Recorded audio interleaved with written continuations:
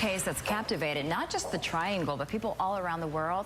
The case against novelist Michael Peterson. Michael Peterson will face a second trial. The night of December 9th, 2001, was calm, the chill of winter creeping into the quiet streets of Durham, North Carolina, the upscale Forest Hills neighborhood, where grand homes sat tucked behind perfectly manicured lawns, was peaceful, its residents long since settled in for the night. Yet, in the darkness, a single house was stirring. At 2:40 a.m., the peace was shattered by a 911 call. "Please, you've got to send someone now," the man's voice was shaking. His words rushed, almost incoherent. "My wife. She's had an accident, she fell down the stairs." The dispatcher tried to calm him, her questions precise, but he could barely hold it together. "She's still breathing," he stammered. "There's so much blood. Oh God, please hurry." That man was Michael Peterson, a well-known local author, and the home he was calling from, a sprawling 3-story mansion, was now the site of an unimaginable tragedy. Within minutes, emergency responders arrived, their vehicles casting blue and red flashes across the quiet neighborhood. As they stepped inside the large home, they were met with a sight far worse than they had anticipated. At the base of the staircase, Kathleen Peterson lay motionless, her body twisted in a pool of blood. It spread thickly around her head, staining the cream-colored carpet a deep crimson. The walls along the staircase were streaked with splatters of blood, a jarring contrast against the white paint. The sheer amount of it sent chills down the spines of even the most seasoned responders. Michael was nearby, his hands trembling, his face pale with shock. "She just fell," he murmured, his voice hollow, as though he were struggling to grasp the reality of the scene in front of him. "She fell. I don't know what happened." The paramedics rushed to Kathleen's side, checking for any sign of life. But it was too late. Kathleen Peterson, beloved wife and mother, was gone. As the paramedics quietly worked, trying to make sense of the scene, whispers began to circulate among the responders. The amount of blood, the unusual lacerations on her scalp. Could this really have been just a fall? From the outside looking in, Michael and Kathleen Peterson were the embodiment of success, a power couple living a charmed life in the affluent Forest Hills neighborhood of Durham, North Carolina. Their sprawling mansion stood as a symbol of everything they had achieved, a home filled with warmth, laughter, and the trappings of their shared accomplishments.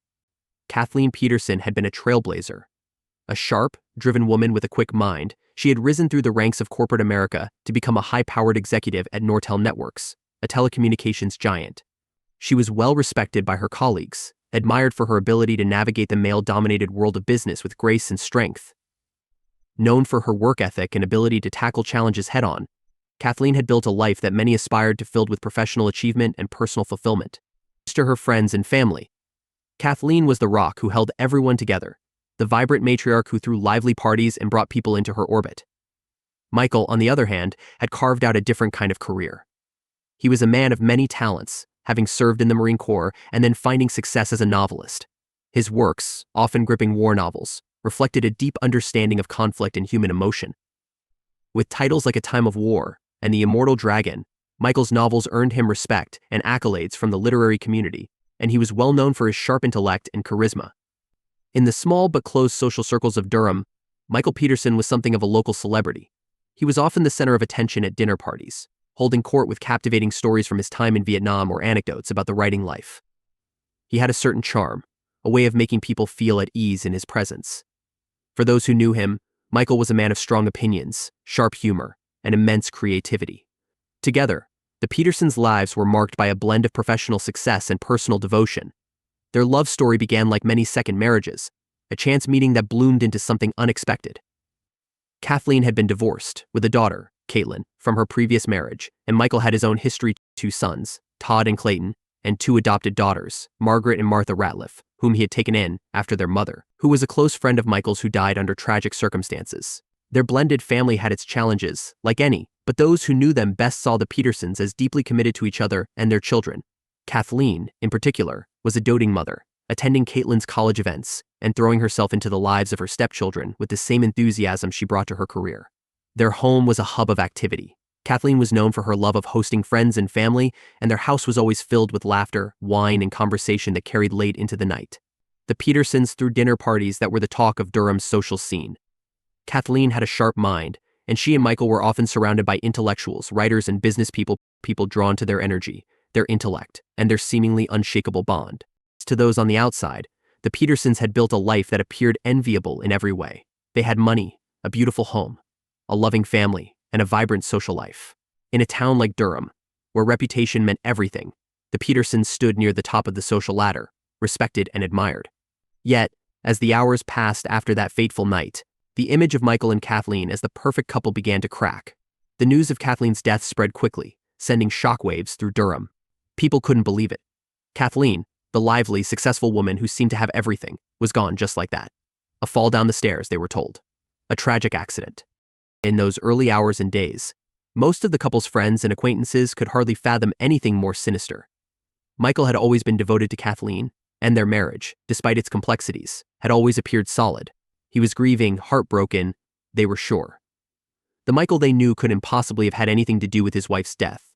What was really going on behind the doors of 1810 Cedar Street? Was the perfect couple really as perfect as they seemed? The morning after Kathleen Peterson's tragic death, the calm of Cedar Street was quickly replaced by the bustle of an unfolding investigation. The police had cordoned off the Peterson mansion, yellow crime scene tape flapping in the cold December breeze. The home, once filled with the comforts of family life, now stood as a grim crime scene, its ornate staircase at the center of it all. As investigators began their work, something about the scene didn't sit right. The sheer amount of blood was disturbing far more than anyone would expect from a typical fall down the stairs.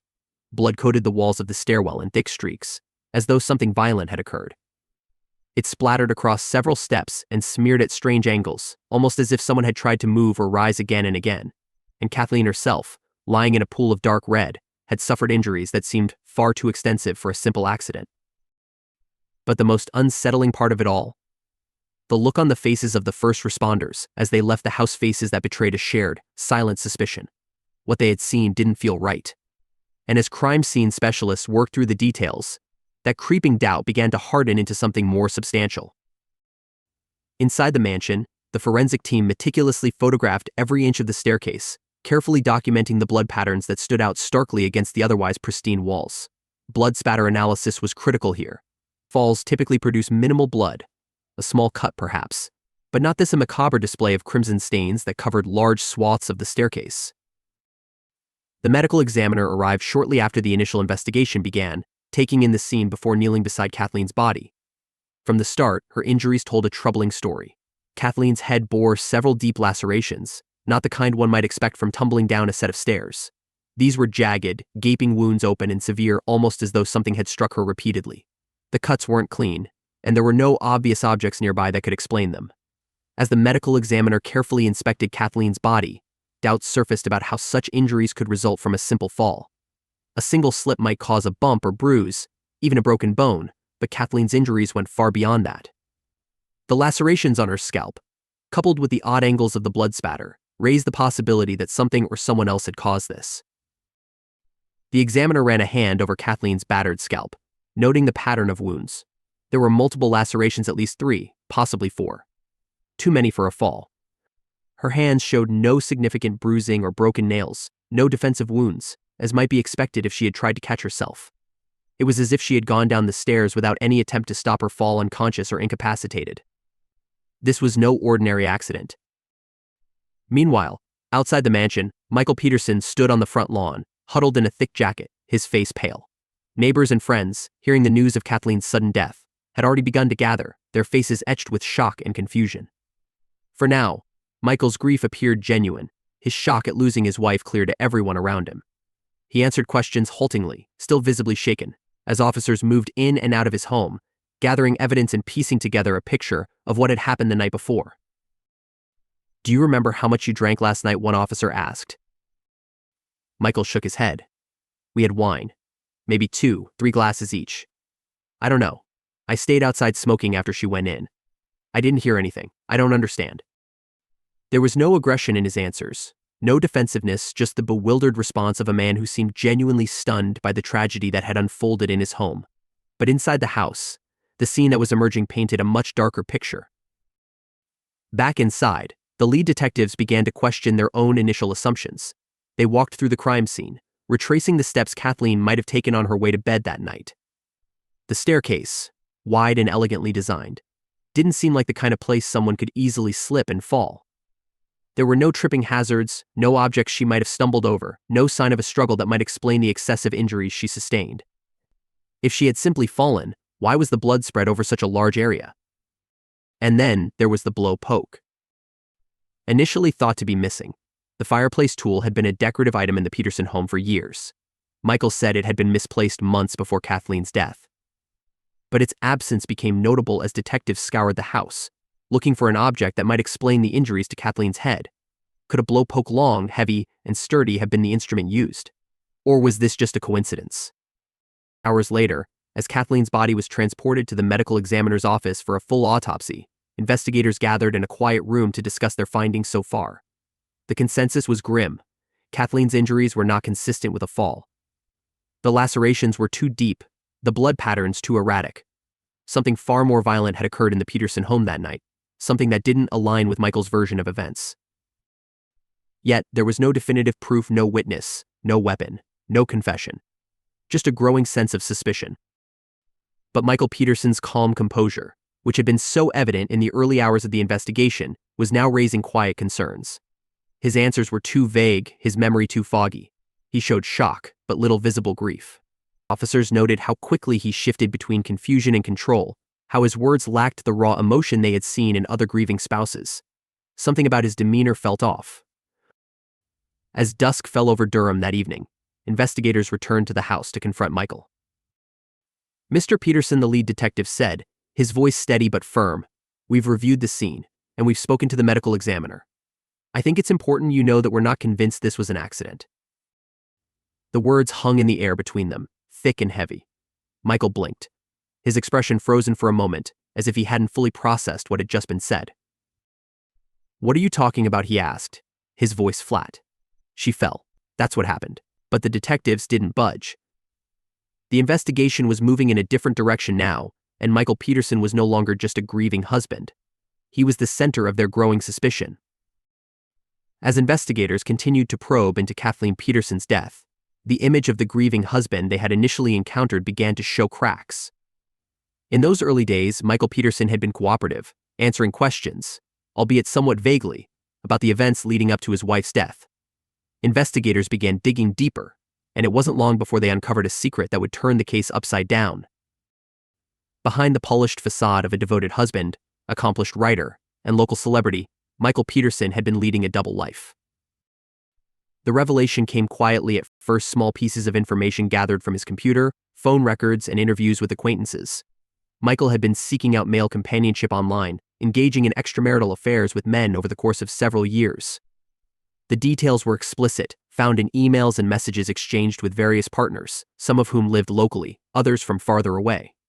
For a man who was well known and respected in his community, this discovery was nothing short of shocking. The investigators, who had initially focused on the forensic evidence surrounding Kathleen's death, were now forced to consider a new, unsettling possibility. Was Michael's secret life the key to understanding what had really happened on that cold December night?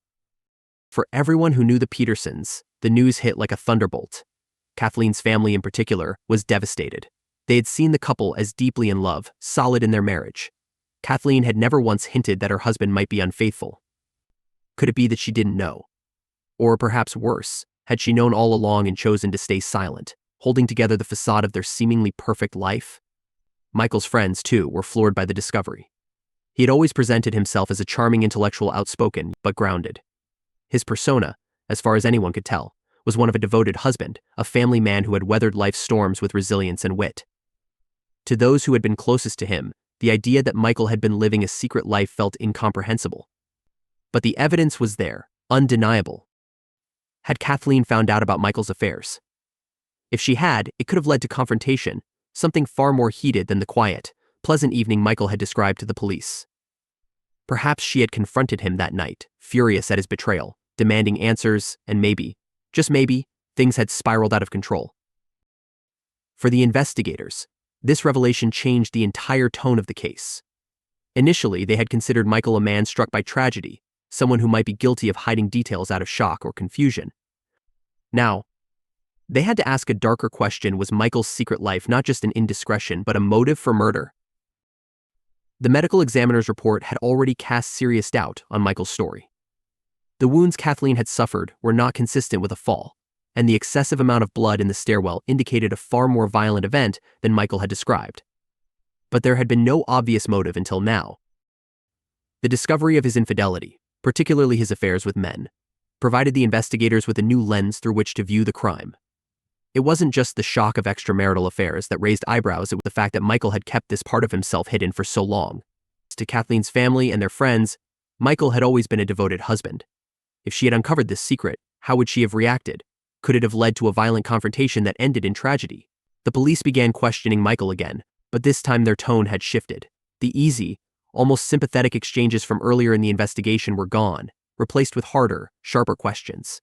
Detectives wanted to know more about his relationships, his time online, and how long this secret had been kept from Kathleen. At first, Michael maintained his composure. He was used to answering tough questions, accustomed to handling scrutiny with charm and wit. But this was different. The questions felt invasive, personal. And as they pressed him about his extramarital affairs, the atmosphere in the room grew tense. Did Kathleen know? One detective asked bluntly. Did she ever find out? Michael's face remained stoic, but there was a slight hesitation before he answered. No, he said finally, his voice low. She didn't know. But the detectives weren't convinced. They kept pushing, probing for more details, for any sign that Michael might crack under the weight of his secrets. Did you argue that night? Was there a fight? No, Michael repeated, his voice growing firmer, almost defiant. We didn't argue. She didn't know. As the media got wind of the new developments, the public's perception of Michael began to shift dramatically. The story of a tragic accident was now being overshadowed by the sensational revelations of infidelity and lies. Local headlines screamed about Michael's secret life, and whispers about his possible guilt spread through Durham. People who had once supported him, who had attended his parties and shared dinner at his table, began to question everything they thought they knew. Kathleen's family, devastated by her sudden death, had initially been focused on grieving. But now, with these new revelations, they couldn't help but wonder if they had been blind to something far darker. Had Kathleen confided in anyone about her suspicions? Had she known more than she let on? As investigators pieced together the fragments of Michael's double life, they could only speculate about the events leading up to Kathleen's death. What they knew for certain was that the man standing before them was not who he seemed. His carefully constructed public image had been torn apart by the reality of his secret affairs, and with it came the growing suspicion that Kathleen's death was no accident. The investigation was no longer just about the blood on the stairs. Now, it was about trust, betrayal, and the possibility that Michael Peterson's secrets had led to murder. By the time the trial of Michael Peterson officially began, the case had become a media circus, gripping not just Durham, North Carolina, but the entire nation. What had started as a seemingly tragic accident had now evolved into a highly publicized murder trial, with headlines fixating on the darkest corners of Michael's double life. Reporters camped outside the courthouse, their cameras focused on the man who had once been a respected novelist and family man, but was now charged with the brutal murder of his wife, Kathleen Peterson. The prosecution wasted no time setting the stage for their narrative. Kathleen's death, they argued, was no accident. District Attorney Hardin stood before the jury, painting a picture of a couple whose seemingly perfect marriage had unraveled in the most violent way possible. He described how Kathleen, an intelligent and driven woman, had been deceived by her husband for years. The discovery of Michael's affairs, specifically his relationships with men, had shattered her world, leading to a confrontation on the night of her death. Hardin leaned heavily on the physical evidence, particularly the disturbing amount of blood found at the crime scene. Blood spatter experts were called to testify, describing in excruciating detail how the patterns of blood on the walls and floor suggested a violent struggle rather than a fall. They pointed to the multiple lacerations on Kathleen's scalp wounds they believed could not have been caused by a simple tumble down the stairs. The injuries were far too severe, too numerous, to align with Michael's story of an accidental fall. Central to the prosecution's case was the blow poke, a long, slender fireplace tool that had been missing from the Peterson household. According to Hardin, the blow poke had been used as the murder weapon, its heavy, blunt end used to strike Kathleen repeatedly. In dramatic fashion, the prosecution presented the blow poke as the critical missing piece of the puzzle. It had been a fixture in the Peterson home for years, a common household object that had mysteriously vanished right around the time of Kathleen's death. This, Hardin said to the jury, was no accident. This was a brutal, premeditated act of violence. To drive home the theory, the prosecution brought in bloodstain pattern experts, forensic analysts, and even Kathleen's friends and family to testify to her character and her marriage. They spoke about her strength, her resilience, and her devotion to her family. Kathleen had never been someone to back down from a challenge. If she had discovered Michael's secret life, it was not in her nature to ignore it. She would have confronted him, and that, the prosecution argued, had been her fatal mistake. The prosecution's star witnesses were crucial to establishing motive. They outlined Michael's financial struggles and the looming strain of Kathleen's high-powered job at Nortel, where layoffs were imminent. But it was Michael's secret life, the relationships with men, that had the courtroom buzzing. Hardin argued that Kathleen, on the night of her death, had discovered the truth about Michael's affairs, which led to a bitter argument. In a desperate moment, fueled by rage and fear of exposure, Michael had attacked her. Michael Peterson had everything to lose, Hardin emphasized.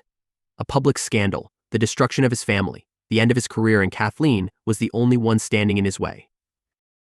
The prosecution's strategy was clear: expose Michael Peterson not just as a man capable of lying to his wife, but as someone capable of killing her to protect his secrets. While the prosecution painted Michael as a deceptive man with a hidden life, the defense, attorney David Rudolph, aimed to dismantle that narrative piece by piece. His strategy was to focus on the inconsistencies in the prosecution's evidence and to cast doubt on their theory of what happened that night. Rudolph's cross-examination of the bloodstain experts was precise and brutal. He challenged their conclusions, pointing out that blood spatter analysis was as much art as science, a subjective field open to interpretation. He questioned whether the wounds on Kathleen's head truly matched the blows of a blow poke, or whether they could have been caused by a fall down the stairs, especially one exacerbated by alcohol. Kathleen had been drinking that night, a fact that Rudolph highlighted repeatedly, suggesting that her intoxicated state made her more likely to stumble, especially on a narrow, dimly lit staircase. But Rudolph's boldest move came when he confronted the prosecution's theory about the blow poke. In a dramatic moment, he revealed that the missing blow poke had been found dusty and untouched in the Petersons' garage. He argued that it had never been used in the murder at all, and that the prosecution had constructed an entire theory around an object that played no part in Kathleen's death. The courtroom was stunned. If the blow poke wasn't the murder weapon, Rudolph argued, then what was? Rudolph also attacked the prosecution's portrayal of Michael's secret life. Yes, he admitted, Michael had engaged in extramarital affairs, but that didn't make him a murderer. He argued that Michael's relationships with men were consensual and discreet, and there was no evidence that Kathleen had ever discovered them. Rudolph suggested that the prosecution was relying on salacious details to sway the jury emotionally, rather than focusing on the facts of the case. Kathleen Peterson was a strong, intelligent woman, Rudolph told the jury, his voice measured and calm. If she had known about Michael's affairs, don't you think she would have confronted him long before that night? Would she really stay silent for so long, only to explode in a fit of rage at that moment? This doesn't make sense. Rudolph's defense strategy was clear: cast doubt on the forensic evidence, discredit the blow poke theory, and dismantle the notion that Michael's infidelity was enough to drive him to murder. To him, this was a case of an unfortunate accident, a tragic fall down the stairs, not a premeditated act of violence. As the trial of Michael Peterson pressed on, the prosecution introduced what they believed would be one of their most compelling pieces of evidence: blood spatter analysis. The star witness for this part of the trial was Dwayne Deaver, a forensic expert from the North Carolina State Bureau of Investigation. Deaver had been called to testify about the patterns of blood found in the Peterson home, patterns that the prosecution argued told a grim and violent story. Deaver took the stand confidently, explaining in painstaking detail the forensic science behind blood spatter. He showed the jury photos of the crime scene, the blood-streaked staircase, the droplets on the walls, and the pools of blood surrounding Kathleen's body. According to Deaver, these patterns were inconsistent with a simple fall down the stairs. Instead, he claimed, the bloodstains indicated that Kathleen had been beaten to death. Using forensic jargon and demonstrations, Deaver outlined his theory: Kathleen had been struck multiple times, and the force of these blows had caused the distinctive cast-off blood patterns seen around the staircase. He pointed to the direction of the spatter, the velocity of the droplets, and their distribution, all of which, in his professional opinion, suggested repeated blows from a weapon, not a single accidental fall. The prosecution zeroed in on this, linking the blood evidence to the missing blow poke they had previously introduced as the suspected murder weapon. For the jury, Deaver's testimony was disturbing. His calm, scientific breakdown of the blood patterns transformed the crime scene from an accident to a deliberate, brutal assault. The prosecution hung their case on this analysis, believing that it gave them the solid, forensic proof they needed to secure a conviction. But the defense was prepared. David Rudolph, Michael Peterson's attorney, wasted no time in trying to dismantle Deaver's credibility. In cross-examination, Rudolph pressed Deaver on the accuracy of bloodstain analysis, emphasizing that it is more art than science subjective, rather than definitive. He questioned Deaver's methods, asking whether the analysis could be influenced by preconceived notions of guilt. Rudolph argued that Deaver's findings were based on flawed assumptions, designed to fit the prosecution's narrative rather than an unbiased interpretation of the evidence. Years later, in a dramatic twist that would shake the foundation of the case, it was revealed that Deaver had a history of falsifying evidence in other criminal cases. In 2011, a review of Deaver's work uncovered that he had misrepresented his findings in several high-profile cases, leading to his eventual dismissal from the North Carolina State Bureau of Investigation. This revelation cast a long shadow over the Peterson case, raising serious questions about the validity of Deaver's testimony, and by extension, the integrity of the entire investigation. Had the jury been misled by faulty forensic evidence? Could Deaver's analysis have contributed to a wrongful conviction? By the time this information came to light, it was too late to undo the damage in the courtroom. But the seeds of doubt had been planted, and the cracks in the prosecution's case had begun to widen. The trial of Michael Peterson had reached its climax. After weeks of emotionally charged testimony, forensic evidence, and the introduction of the blow poke as the supposed murder weapon, the fate of the once prominent novelist now rested in the hands of the jury. The jurors deliberated for days, poring over the conflicting narratives that had been presented. The prosecution, bolstered by Duane Deaver's blood spatter analysis, had painted Michael as a man leading a double life, driven to murder by the fear that Kathleen had uncovered his secrets. Their case rested heavily on the forensic evidence, the idea that Kathleen's injuries could not have been caused by a fall, and the suggestion that Michael had beaten her to death with a missing blow poke. The defense, led by David Rudolph, had pushed back against these claims with vigor. They questioned the reliability of Deaver's blood spatter analysis, argued that the prosecution's theory was circumstantial, and framed Michael as a victim of a rush to judgment. They reminded the jury that there was no eyewitness to the crime, no definitive murder weapon, and no clear motive beyond Michael's secret affairs. But when the jury returned, their verdict was clear: Michael Peterson was found guilty of first-degree murder. The courtroom erupted in gasps and sobs as the sentence was handed down. Michael, who had maintained his innocence throughout the trial, sat stoically as the judge announced his sentence: life in prison, without the possibility of parole. For Kathleen's family, the verdict offered a measure of justice, a validation of their belief that Michael had taken the life of a woman they loved dearly. For Michael's supporters and children, however, it was a devastating blow. They had stood by his side throughout the trial, convinced of his innocence. Now, they watched as the man they believed to be wrongly accused was led away in handcuffs to begin his life behind bars. In the years following his conviction, Michael Peterson settled into a new reality: prison life. He was transferred to the Nash Correctional Institution, a medium-security prison in North Carolina, where he spent his days reflecting on the life he had once lived and the legal battle that had taken it all away. The courtroom battles, the media scrutiny, and the life he had built in Durham felt distant now, overshadowed by the harshness of prison life. Even in prison, though, Michael continued to fight for his freedom. His defense team filed appeal after appeal, citing numerous errors during the trial, particularly focusing on the unreliability of Duane Deaver's testimony and the blood spatter analysis that had been such a critical part of the prosecution's case. But appeal after appeal was denied, leaving Michael to languish behind bars, holding on to the hope that one day he might be exonerated. As Michael struggled in prison, the public's interest in the case remained strong. Documentaries, news reports, and true crime podcasts continued to analyze every facet of the trial, the forensics, and the family drama that had played out so publicly. It seemed as though the world could not let go of the mystery surrounding Kathleen Peterson's death and the man now sitting in prison for it. But then, years after the trial, cracks began to appear in the case that had sent Michael to prison. Investigations into the North Carolina State Bureau of Investigation revealed that Duane Deaver, the blood spatter expert whose testimony had been so instrumental in securing Michael's conviction, had a history of falsifying evidence and misleading juries in other cases.